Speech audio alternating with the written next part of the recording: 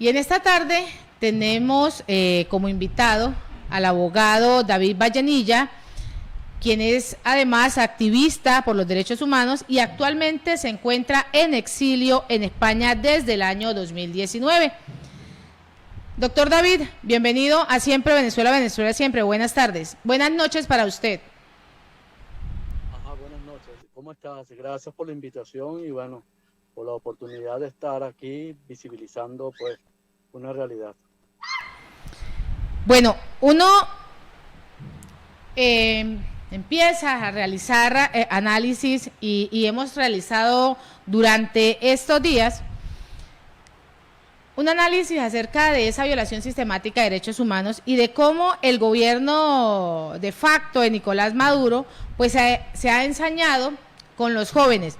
Recordemos que David Vallenilla, el hijo del doctor Vallenilla, pues fue una víctima brutal de este gobierno que lo único que busca pues es su propio bienestar. David era un estudiante graduado en enfermería el 22 de junio del año 2017, en medio de esas protestas que se venían dando en la autopista Francisco Fajardo, pues pierde la vida. Pero dejemos que sea el propio padre de David Vallenilla quien nos cuente quién era David y qué ha pasado con el caso de David. Bueno, mira, David José era mi único hijo de 22 años, enfermero graduado, y estaba en ese momento que sucedieron los hechos haciendo una especialidad en quirófano que era su pasión. Tenía planes de terminar su especialidad en agosto y del 2017 y lamentablemente en junio del 2017 se fue a manifestar en una manifestación pacífica en Caracas y lamentablemente pues en la altura de Altamira un militar disparó a través de la reja hacia su cuerpo y a una distancia de menos de 2 metros pues alcanzó a darle en el pecho.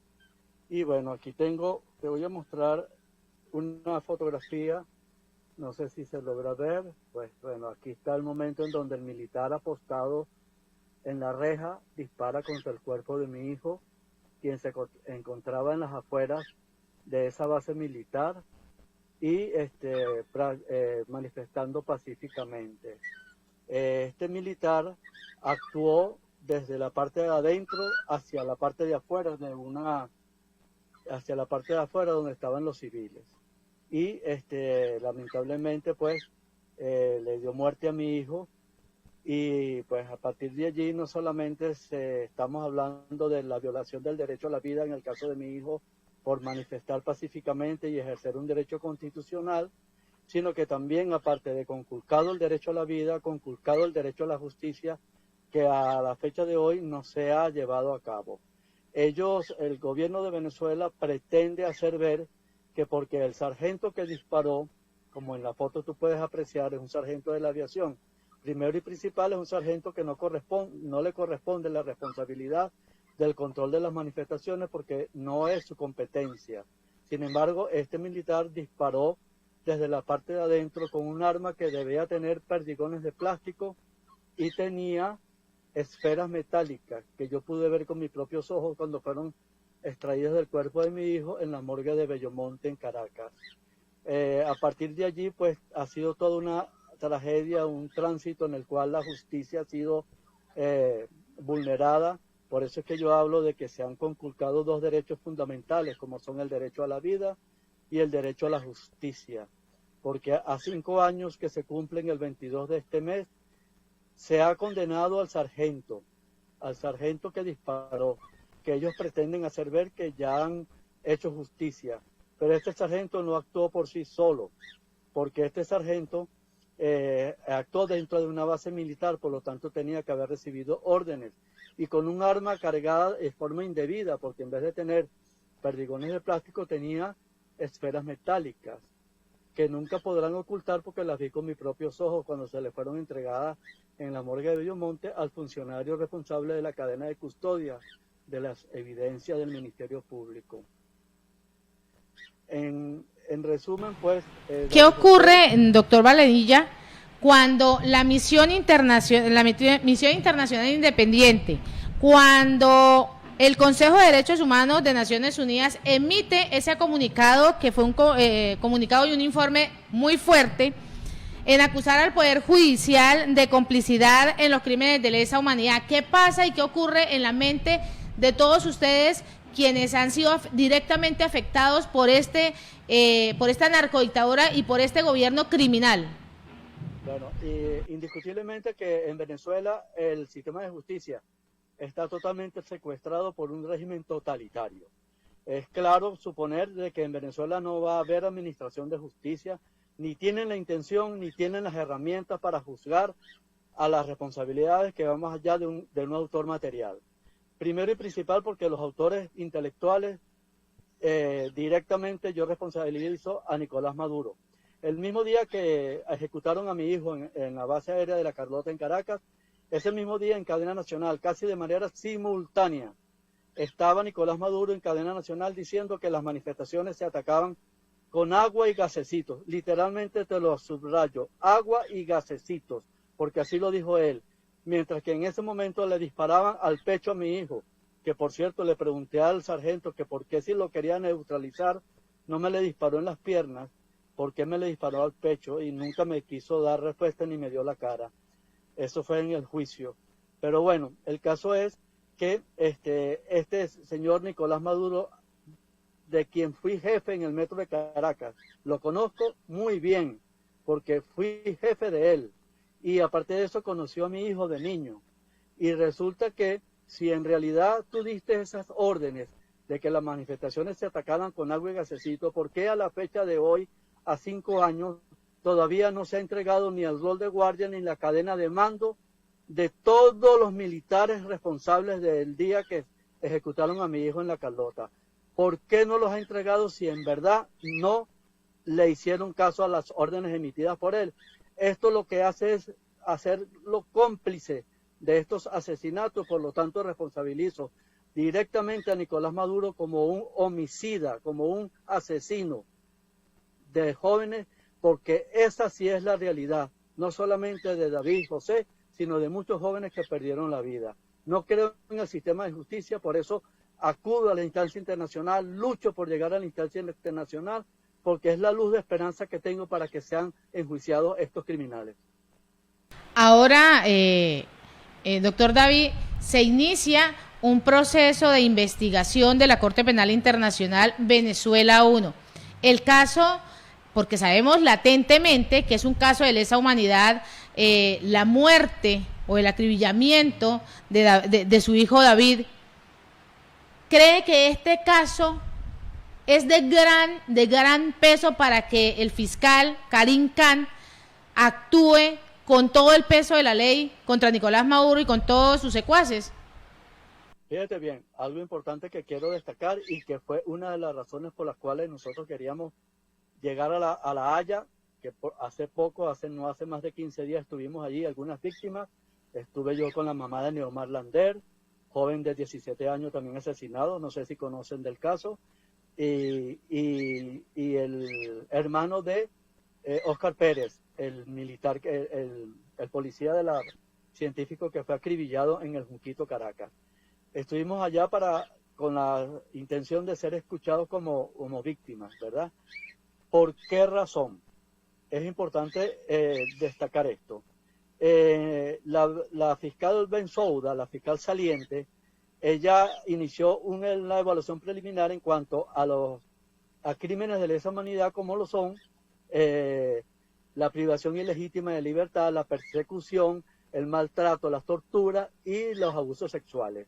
¿Qué es lo que pasa? Que dentro de los crímenes de lesa humanidad está el asesinato, que viene a ser uno de los tipos de crímenes de lesa humanidad, diría yo que el más fuerte, el que está por encima de los otros.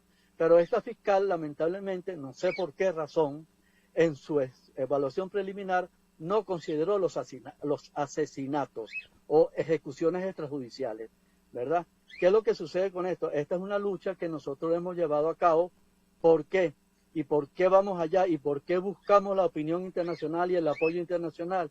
Porque todavía no sabemos, ¿verdad?, en el inicio de las investigaciones o en el inicio próximamente del juicio contra Venezuela o contra responsabilidades individuales como la de Maduro y otros militares, ¿verdad?, pues son responsabilidades penales. Recuerda que la Corte Penal Internacional va contra personas. Entonces, nosotros lo que queremos es que sea incluido a la hora de que se inicie una investigación o que se inicie un juicio como tal, el delito de asesinato. Y por eso es que nosotros pedimos la ayuda internacional, los medios de comunicación, ustedes los periodistas, para alzar la voz acerca de eso. Fíjate bien que hasta ahora, ¿verdad?, todavía no se sabe el inicio del juicio, se espera un pronunciamiento del fiscal Cabrencán, pero lo más importante es que en ese inicio del juicio como tal, también se incluye el delito de asesinato, porque muchos fueron los jóvenes que fueron asesinados y que perdieron la vida y que nunca pudieron ser libres ni pisar una tierra en libertad. Durante casi más de un mes, el fiscal general Tarek William Saad ha hablado muy cínicamente, muy descaradamente, diciéndole a la Corte Penal Internacional que no tiene nada que investigar en Venezuela, porque ahí no existe violación sistemática de derechos humanos, no existen casos de lesa humanidad y que la justicia venezolana está actuando a cabalidad.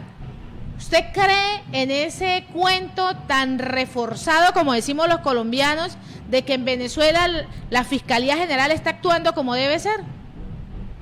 Pues mira, te voy a decir algo. Yo como abogado que soy, tengo mis modos de hacer las cosas, ¿no? El primer día que Tarek William Saad tomó posesión del cargo como fiscal general de la República, que todavía celebraban en la plaza de allá de la estación, ya se me olvidó el nombre de la estación, que queda al frente de la fiscalía, estaba todavía montado una tarima con música, celebrando la bienvenida del fiscal Tarek William Saad. Ese mismo día yo introduje una carta, una correspondencia solicitando una audiencia con este señor. ¿Por qué? Porque yo siempre voy a buscar la forma de actuar de ellos. Ese día, este señor, estamos hablando de el año 2017, agosto del 2017, a pocos meses de haber asesinado a mi hijo. Este señor me recibió en su despacho y me dijo textualmente: lo que pasó con tu hijo fue una ejecución extrajudicial. ¿Sabe lo que significa eso? Yo soy especialista en derechos humanos y lo que sucedió con tu hijo fue una ejecución extrajudicial. Eso significa responsabilidades de funcionarios del Estado en muertes y asesinatos. Y ese señor no es capaz de decirlo a la opinión pública, me lo dijo a mí en 4 paredes. Entonces, ¿cómo pretendes tú que yo voy a creer en una persona que no ha impulsado el proceso? Porque la responsabilidad de una fiscalía, ¿verdad?, es garantizar la celeridad, ¿verdad?, el principio de celeridad y de inmediatez en todos los procesos judiciales, y esto no es la realidad de lo que ha pasado. Entonces, fíjate bien que no obstante ha sido condenado el sargento, mis abogados apelaron y la decisión de la Corte de Apelaciones fue sin lugar, o sea que no había derecho a pedir ni el rol de guardia ni la cadena de mando. ¿Por qué no sale pronunciándose respecto a eso si en verdad él dice o pretende hacer ver que hay justicia? Esta Corte de Apelaciones se pronunció negando sin lugar la apelación, o sea que no hace falta saber quiénes son los responsables, ni la cadena de mando, ni el rol de guardia. No hace falta saber que hay delitos de crímenes de violación de derechos humanos. Esa apelación fue declarada sin lugar por la Corte de Apelaciones en Venezuela. ¿Por qué no sale pronunciándose de Tarek William Saad con respecto a eso? Realmente, doctor, ¿cuál es ese mensaje que usted le envía a la comunidad internacional y a la Corte Penal Internacional? Bueno, en principio a la Corte Penal Internacional, pues agradeciendo la oportunidad que tuvimos de dar nuestro testimonio, ¿verdad? Y que de alguna manera contribuye a que ellos tengan claridad, porque ha sido los casos han sido llevados en forma documental y en forma digital, pero no es lo mismo llegar allí y estar presentes los testimonios de las víctimas. Y yo espero y aspiro que esto siga adelante.